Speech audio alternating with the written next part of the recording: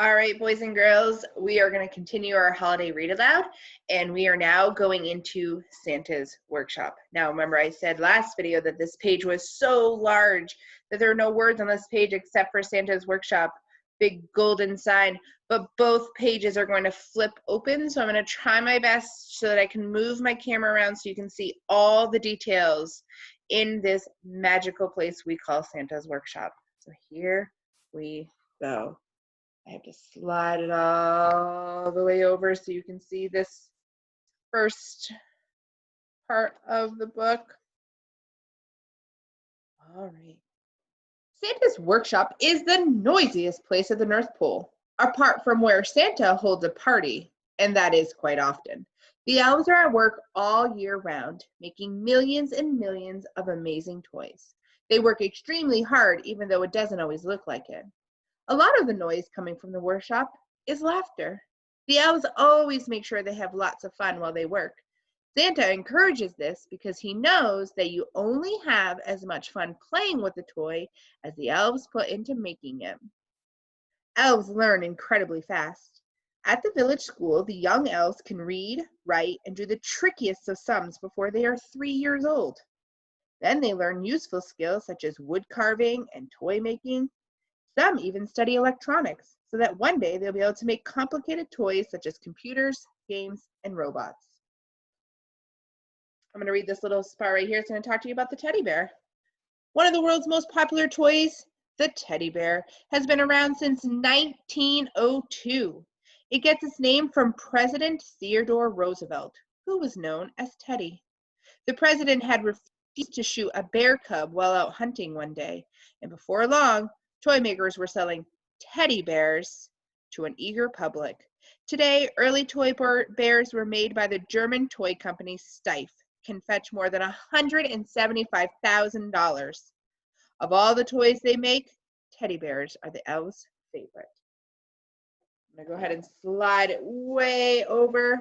I'm going to fold this page back down so you can see the other half of the page.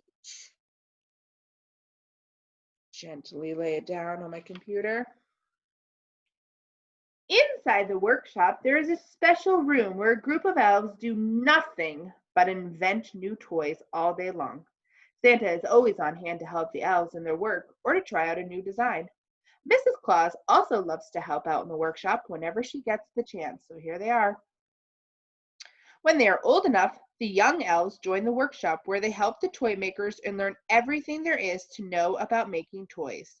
In the evenings, they study things such as paint mixing, plastic molding, bear stuffing, and trumpet bending. The workshop of itself has hundreds of floors. In the real world, that would run many miles underground. But in this magical realm, there are windows on every floor, each looking out over a shimmering landscape of crisp white snow. So I like this right here. This opens up, so I'm going to read the pages. This is the wisdom of the elves. Welcome to the best job in the whole world. We are here to help everyone have a Merry Christmas. Our work creates the most joyful celebration of the year.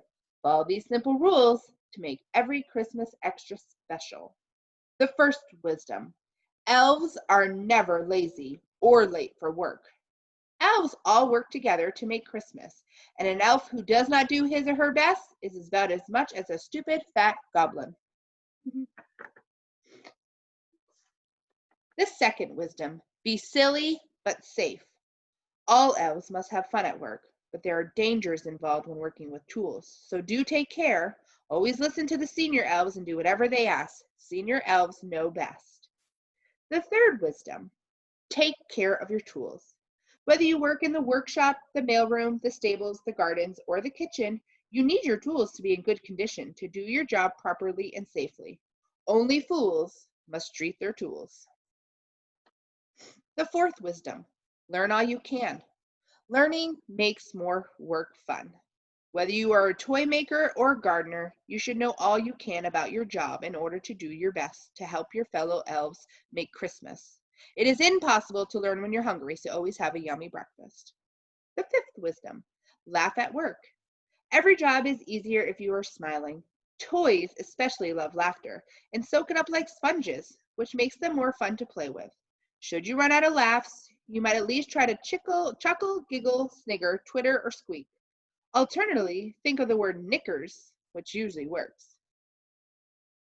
The sixth wisdom: never have more than 3 puddings at lunchtime, or less than 2. The seventh wisdom: only elves who work in the stables are permitted to talk to the sleigh team. The sleigh team reindeer must train hard and should not be distracted, not even if they look like they need a little cuddle. The eighth wisdom is always have a Merry Christmas. So those are the wisdoms and the rules for the elves. All right, I'm going to fold these 2 pages in from Santa's workshop, and we're going to move into a different type of part of the North Pole, and it's all going to be all about Mrs. Claus. If there was a prize for the person who worked the hardest at the North Pole, everyone would agree it would go to Mrs. Claus. One of her tasks is to oversee work in the kitchen, where the Christmas treats are made and meals are prepared for the elves and the reindeer.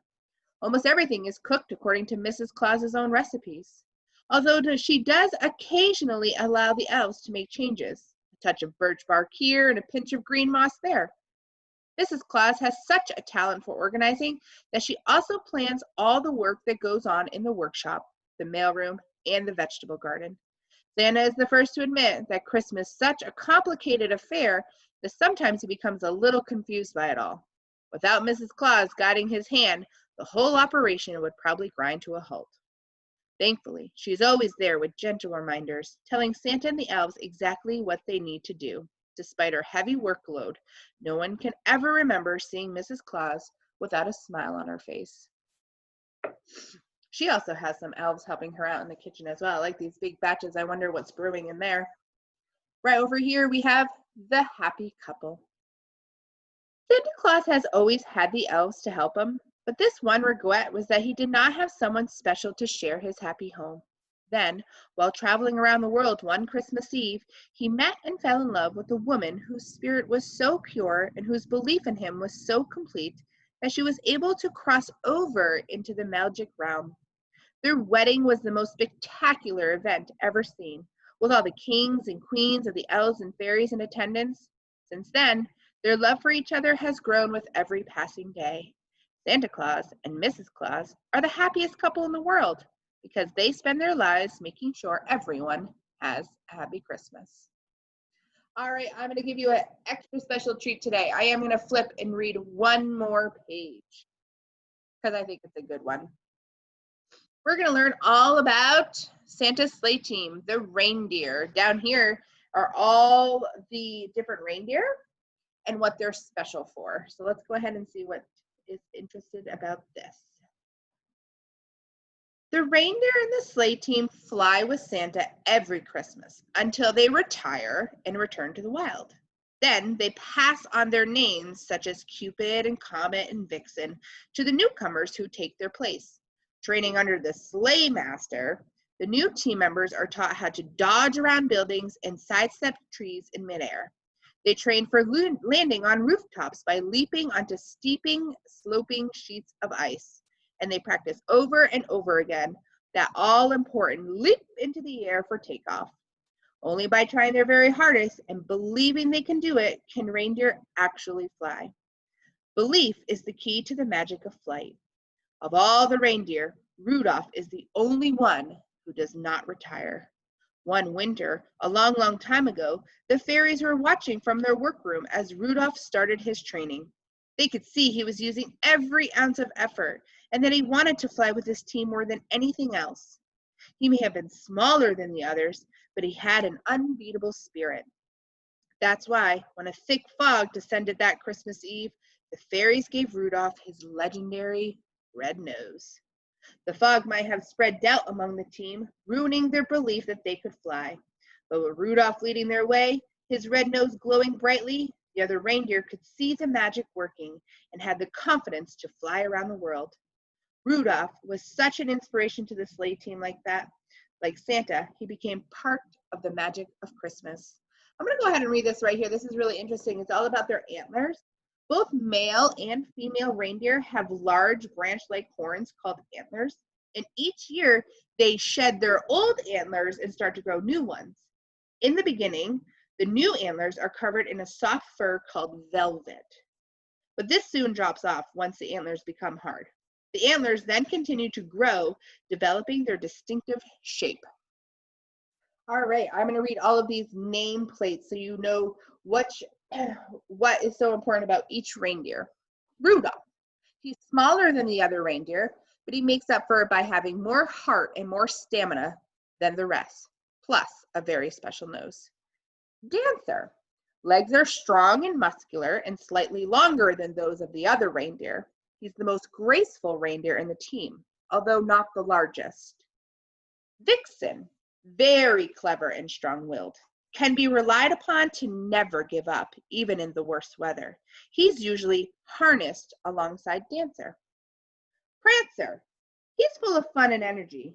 If ever the sleigh team is flagging, he needs only to look at Prancer to put a spring back in their step. Dasher. He's always ready and willing with lots of energy to spare. He's usually harnessed next to Prancer, helping to fill the team with enthusiasm for the journey. Donner. He's the most powerful of the reindeer. His hoofbeats sound like the rumble of distant thunder. In fact, Donner means thunder in German, and he's always harnessed alongside Blitzen. Blitzen is the fastest reindeer in the sleigh team. Blitzen is the German word for lightning. Even before he began training with the sleigh master, he could reach speeds of more than 62 miles per hour. Then we have Comet. He's not as fast as Blitzen, but fast enough to give that lightning fast reindeer a run for his money. He can be relied on to stay on course no matter how strongly the wind blows. And last is Cupid. He flies straight as an arrow with a keen sense of direction that always keeps him on course. He's usually harnessed alongside Comet. I'm going to go ahead. You can't really tell, but this is going to open up. This is our Sleigh Master. The Sleigh Master is the second most important elf at the North Pole, after the Grand Elf. He helps Santa select the reindeer for the sleigh team. He discusses special reindeer diets with Mrs. Claus and plans the training program. The Sleigh Master's job has been passed down for generations from father to son, and his skill in winning the reindeer's trust and boosting their confidence has become legendary. The only person who understands reindeer as well as the Sleigh Master is Santa Claus himself. All right, boys and girls, that was 3 pages. I'm going to stop here. I will give you a preview of what we're moving to next. This is also one of my favorite. We're going to talk about Santa's magic suit and what makes it so special. I hope you're enjoying this as much as I am.